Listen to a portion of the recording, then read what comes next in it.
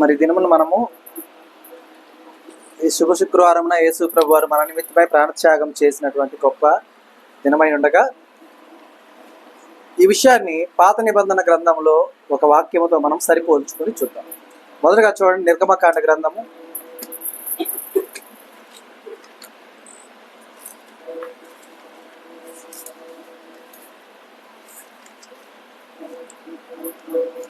20వ అధ్యాయము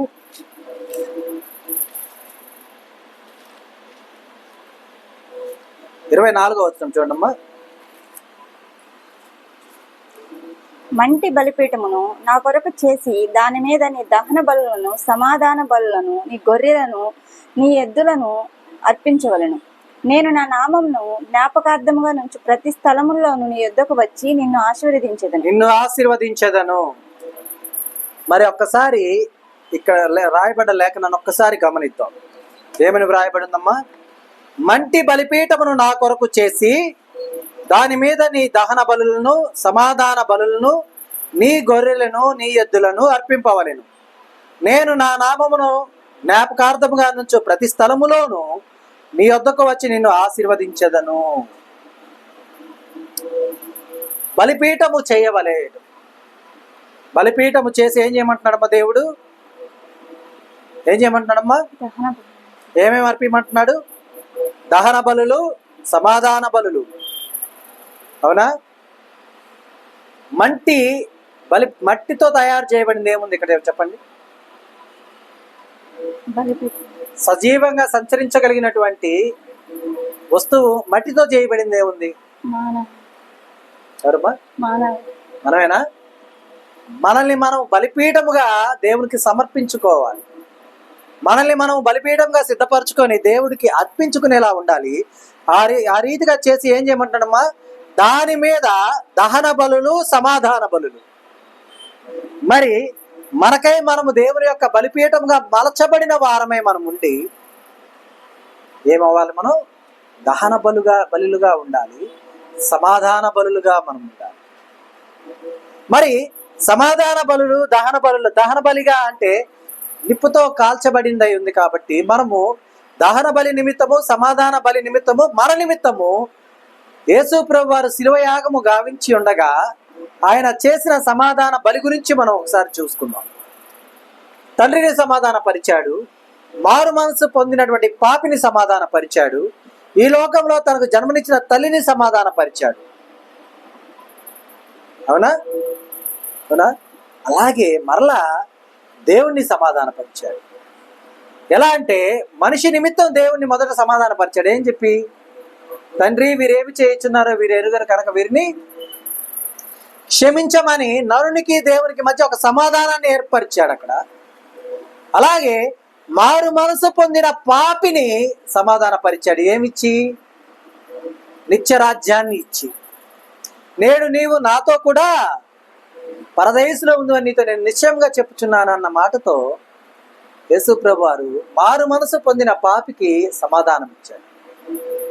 మొదటి మాటగా ఏం చెప్పాడు? తండ్రి, వీరేమి చేయుచున్నారో వీరు ఎరుగరు కనుక వీరిని క్షమించమని మనకు దేవునికి మధ్య సమాధానం ఏర్పరిచాడు. మూడవ మాటగా తన తల్లి యొక్క బాధ్యతను తన ప్రియ శిష్యునికి ఇచ్చి తల్లిని కూడా సమాధాన పరిచాడు. ఎందుకంటే తల్లి వచ్చినప్పుడు ఆమెను నువ్వెవరు, నా తల్లి ఎవరు, నా తండ్రి ఎవరు అన్న విధంగా మాట్లాడి నా సమయం ఇంకా రాలేదన్న చెప్పినప్పుడు ఆ తల్లి పడ్డ బాధను ఇక్కడ జ్ఞాపకం ఉంచుకొని ఆయన తల్లిని కూడా సమాధాన పరిచాడు. అలాగే దేవుని సమాధాన పరిచాడు. ఎలాగా? పాపికి శిక్ష తప్పదు కనుక దేవుడు తన చెయ్యి విడిచినంతగా మన పాపాలు ఆయన మీద మోపుకొని తండ్రి చెయ్యి విడిచిపెట్టిన విధానాన్ని ఏ రీతిగా అయితే ఆదాముని వెళ్ళగొట్టాడో, ఆదాము చెయ్యి ఏ విధంగా విడిచిపెట్టి బయటికి పంపించేశాడు దేవుడు, ఆ రీతిగా పొందినటువంటి ఆ యొక్క ఎడబాటును దేవునికి, అయ్యా చేసిన తప్పుకి ప్రాయశ్చిత్తము పొంది ఉన్నాను అన్నటువంటి ప్రాయశ్చిత్తపు సమాధాన బలిగా ఉన్నాడు. అయితే ఇదంతా ఎందుకు చేశాడు? ఆ లేఖనంలోనే ఏమి రాయబడింది చూడండి. నేను నా నామమును జ్ఞాపకార్థముగా ఉంచు. దేవుని యొక్క నామము జ్ఞాపకార్థంగా ఎక్కడ ఉంటుందో అక్కడ ఏముంటుంది అన్నాడు దేవుడు? ఉంచు ప్రతి స్థలములోను నీ యొద్దకు వచ్చి నిన్ను ఆశీర్వదించేదను. అర్థమైందా? నీ ఇంట దేవుని ఆశీర్వాదం కావాలి. అప్పుడు నీవేమవ్వాలి? దేవునికి అవసరమైనటువంటి ఆ యొక్క మట్టి బలిపీఠం అవ్వాలి. నీ అర్పణలు అంటే నీవు హృదయపూర్వకంగా ఆరాధించే ఆరాధన అంతా కూడా దహన బలులుగా ఉండాల. నీవు ఇతరుల కొరకు ప్రార్థన చేసేది, నీ కొరకు నీ కుటుంబం కొరకు ప్రార్థన చేసే విధానము సమాధాన బలిగా ఉండాల. అర్థమైందమ్మా? ఆ రీతిగా ఉన్నప్పుడు బాప్తీసం పొందటం. ఏ విధంగా బాప్తీసం పొందటం? పాపముకే ఈ లోకంలో మరణించటం. ఏ విధంగా మరణించాలో చూడండి. ఇక్కడ వ్రాయబడి ఉన్న మాట ప్రకారం ఆ బలిపీఠం మీద ఏం చేయాలన్నాడు? దహన బలులను, సమాధాన బలులను, అలాగే నీ గొర్రెలను, నీ ఎద్దులను అర్పింపవలను. ఇక్కడ గొర్రెలు ఎద్దులు అంటే వెళ్ళిపోయి గొర్రెను ఎద్దును తీసుకురావటం కాదు. ఈ లోకపరమైన నీ ఆశలు, ఈ లోకపరమైనటువంటి నీ బంధకాలు, ఈ లోకపరమైనటువంటి నీవు దేవుని తప్ప మిగతావన్నీ ఏవైతే ఎక్కువ అనుకుంటున్నావో వాటన్నిటినీ కూడా అక్కడ అర్పించేసేయాల దేవునికి. ఎక్కడ అర్పించాలా? మంటి బలిపీఠము మీద.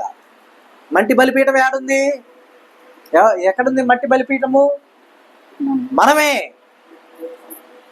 ఏ రీతిగా అంటే దహన బలులుగా, సమాధాన బలులుగా గొర్రెలను, మేకలను, ఎద్దులను అర్పించినటువంటి ఆ జక్కయ్య రీతిగా. జక్కయ్య ఎద్దులను ఇవ్వలేదు, గొర్రెలను ఇవ్వలేదు. ఇచ్చాడా? ఏమి ఇవ్వలా. కానీ ఏమిచ్చాడు? ఆయనను ఆయన బలిపీఠముగా అర్పించుకున్నాడు. దేవుని ఎదుట సమాధాన బలి అర్పించాడు.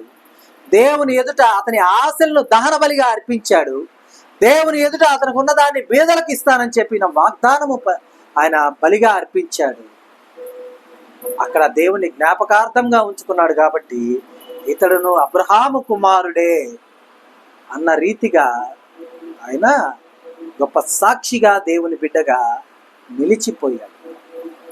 మరి ఈ లోకంలో జీవిస్తున్న మనము, ఎన్నో ఆశలు కలిగిన మనము, ఎన్నో ఆవేదనలు కలిగిన మనము, యేసయ్య మన నిమిత్తము చేసిన గొప్ప బలియాగానికి ప్రతీకగా, మాదిరిగా మనల్ని మనము బలిపీఠముగా అర్పించుకొనుచు మన యొక్క ఈ లోకపరమైనటువంటి వ్యర్థమైన ప్రతి ఒక్క విధానాన్ని ఆ బలిపీఠము మీద పెట్టి దహన బలిగాను, సమాధాన బలిగాను దేవునికి అర్పించినప్పుడు యేసయ్య చేసిన ఆ త్యాగానికి గుర్తుగా మారు మనసు పొంది, బాప్తిజం పొంది, ఆయన బలలో పాల్పంపులు పొందే ప్రతి విధానము ఏమని చూపిస్తుందమ్మా?